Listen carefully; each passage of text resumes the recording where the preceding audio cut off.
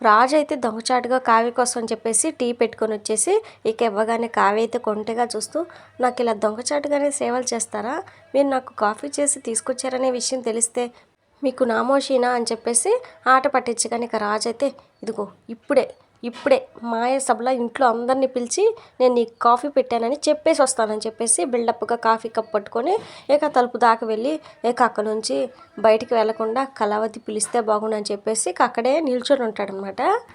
ఇక కావ్యకైతే మొత్తం అర్థమైపోయి, వెనక్కి రండి అవసరం లేదులే, మీరు వెళ్ళలేరని నాకు అర్థమైంది, రండి రండి అని చెప్పేసి పిలిచి కాఫీ తీసుకుని తాగుతుంటుంది అనమాట. ఇక అప్పుడే రాజు అయితే తన మీద చూపించే ప్రేమకు మురిసిపోతూ ఉంటుంది.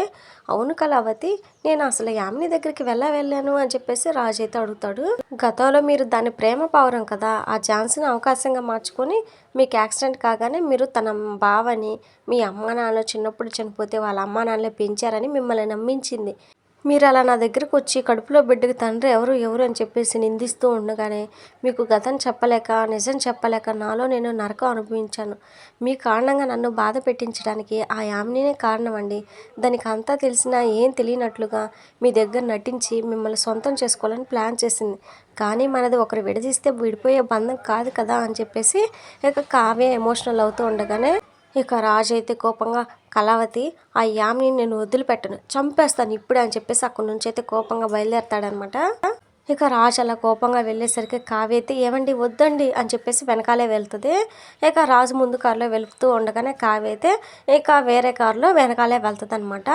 అయితే మొత్తానికి రాజు యామిని ఇంటికైతే వెళ్ళిపోతాడు కారులో. ఇక కావ్య కూడా వెనకే వెళ్ళి పరిగెత్తుకుంటూ రాజుని అయితే ఆపుతూ ఉంటుంది అనమాట.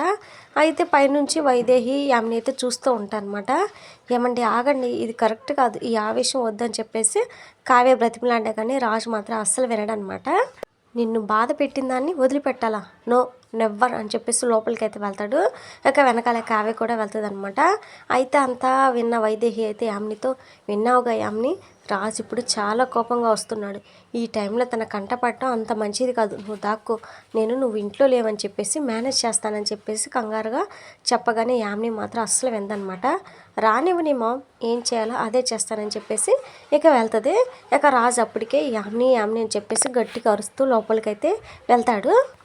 ఇక రాజు ముందుకు వచ్చిన యామినిని చూసి రాజు ఎత్తి కోపంగా, నా జీవితంలోకి రాకు అన్నాను కానీ నువ్వు అని చెప్పేసి మెడ పట్టుకోబోతూ ఉండగానే యామిని అయితే రాజు ముందు మోకరిల్లి, నన్ను క్షమించు రాజు, క్షమించు అని చెప్పేసి అంటూ ఉంటుంది అనమాట.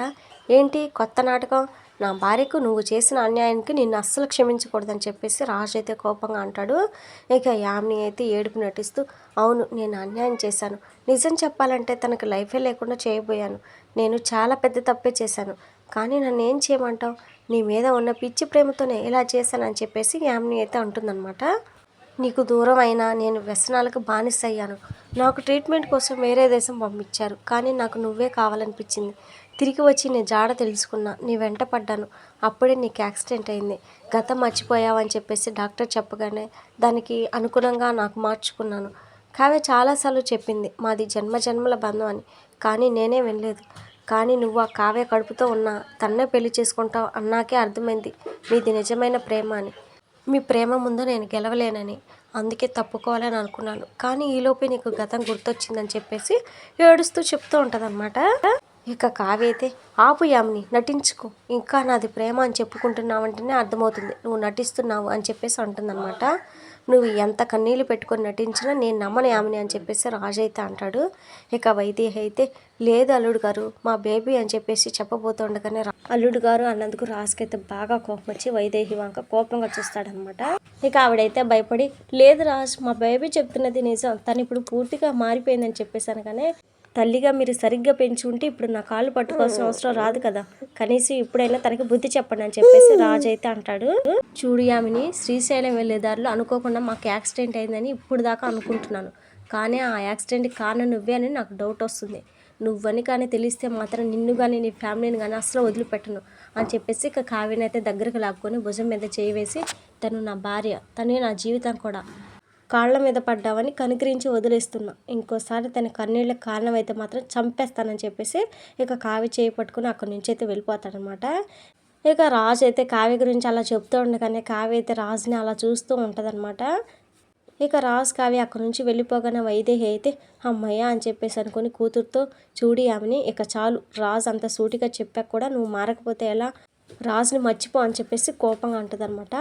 ఇక మన యామ్ని సైకోలో నవ్వుతూ నాకు దక్కని ఆనందం వాళ్ళకి దక్కితే నేను ఎలా అరుకుంటాను మా, వదిలిపెట్టను వాడిని, వదిలిపెట్టను, వాడి ఫ్యామిలీని వదిలిపెట్టను అని చెప్పేసి అంటూ ఉంటుంది అనమాట. ఇక వైదేహి అయితే షాక్ అయిపోయి చూస్తుంది. ఇక యామ్ని అయితే ఇక క్రూరంగా నవ్వుతూ ఉంటుంది అనమాట. ఇక వాళ్ళ అమ్మ అయితే భయపడుతూ యామినిని అలానే చూస్తూ ఉంటుంది. ఇక ఈ యామిని ఆ రుద్రాని ఇద్దరు కలిసి రాజ్ ఫ్యామిలీకి అయితే మొత్తానికి పెద్ద సమస్యలు అయితే తీసుకొచ్చేలా ఉన్నారు. ఇక ఇవాళ ఎపిసోడ్ ఎంతటితో అయితే ఎండ్ అయిపోతుంది ఫ్రెండ్స్. ఇక అప్కమింగ్ ఎపిసోడ్లో అయితే ఇక కళ్యాణ్ అప్పు అయితే డాక్టర్ దగ్గరికి వెళ్ళగానే ఆ డాక్టర్ అయితే మీ అక్కగారి రిపోర్ట్స్లో ప్రాబ్లం ఉంది, దాని గర్భసంచి వీక్గా ఉంది, 9 నెలలు బేబీని మోస్తే ఆమె ప్రాణాలకి ప్రమాదం అని చెప్పేసి చెప్తుంది అనమాట. ఇక ఆ డాక్టర్ అలా చెప్పగానే కళ్యాణ్ అప్పు అయితే ఇద్దరు ఒక్కసారిగా షాక్ అయిపోతారు. ఈ పిడుగు లాంటి వార్తని రాజ్ కావ్యతో చెప్పలేక చాలా బాధపడిపోతూ ఉంటాడనమాట. ఇక అప్పు అను కళ్యాణ్. ఇది ఫ్రెండ్స్ మరి వాళ్ళ ఎపిసోడ్. నెక్స్ట్ ఎపిసోడ్ మరి మిస్ అవ్వకుండా మన ఛానల్లో తెలుసుకోవాలనుకుంటే ఛానల్ని సబ్స్క్రైబ్ చేసుకుని సపోర్ట్ చేయండి. Thank you friends.